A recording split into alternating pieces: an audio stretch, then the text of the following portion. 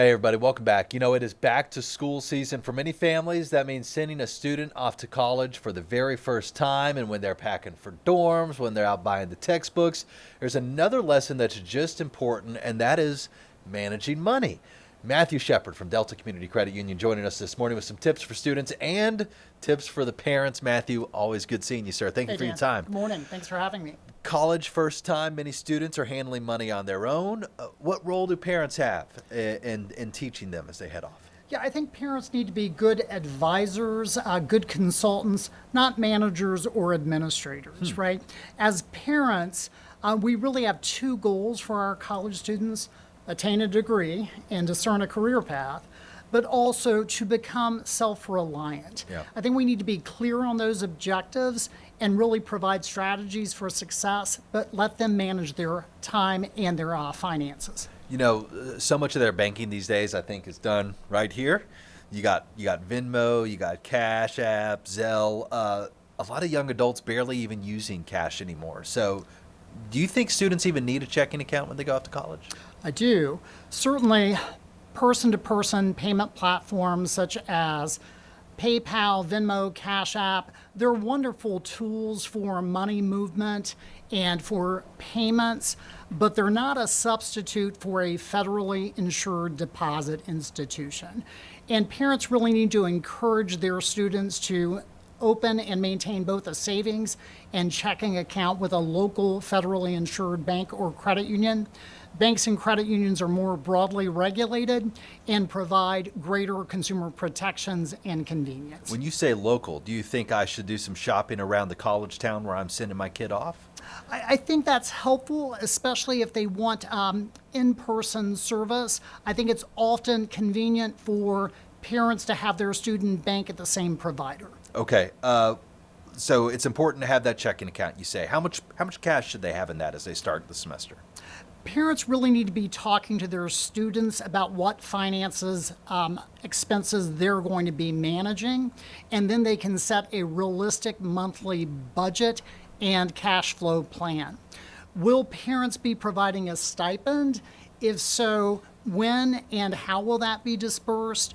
Are students contributing through savings or a part-time job? Does the student have a meal plan? What are the expectations there? How does that factor in? Okay, let's talk about credit. Should college students have a credit card to start off? Credit cards can be a very useful tool. They provide security and convenience.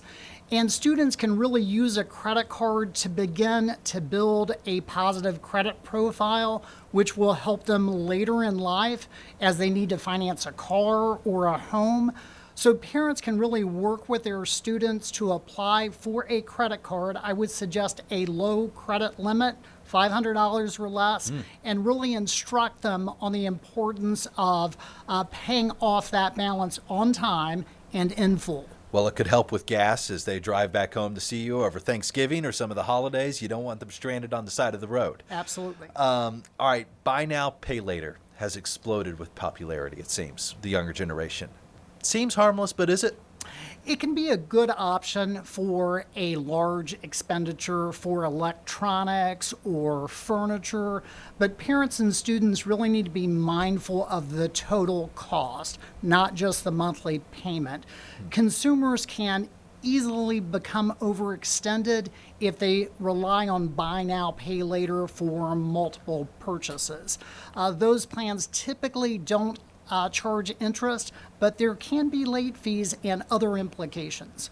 Let's say your college student calls you halfway through the semester. Look, inevitably, it's their first time managing money. They might make a mistake. Maybe they had one too many late night Taco Bell visits. Do you bail them out when that call comes? I have two daughters. I've received that call, Dan. And really, there are no mistakes in life. There are learning opportunities.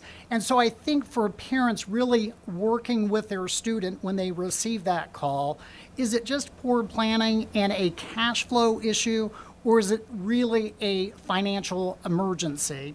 If it's a financial emergency with longer-term credit implications, the parent may want to step in and really help the student resolve that, but you should set conditions and really set expectations with that assistance. think I made that same phone call to my parents after freshman year, and you know what I was doing the next summer? Getting a job. Yes. Yeah. All right. Anything else you'd like to add, Matthew? So we're fortunate in Georgia that Georgia requires all high school students to complete a financial education course to graduate. And so I think parents can really leverage that requirement for deeper conversations. We're 4 weeks from the start of the fall semester. Parents can go online with their student and really take an online course or a quiz. The Council for Economic Education and NerdWallet have really two cool quizzes that I like. Okay. That's great advice. Matthew Shepard from Delta Community Credit Union. Always great having you on the show, sir. Thanks, Dan. For more Money Moves, just go to our website. It's 11alive.com/moneymoves. You can catch this interview on there. You can also catch it on our YouTube page. But also on this webpage, you'll see many more articles discussing topics like the one we just dove into. Our thanks to Delta Community Credit Union this morning and always.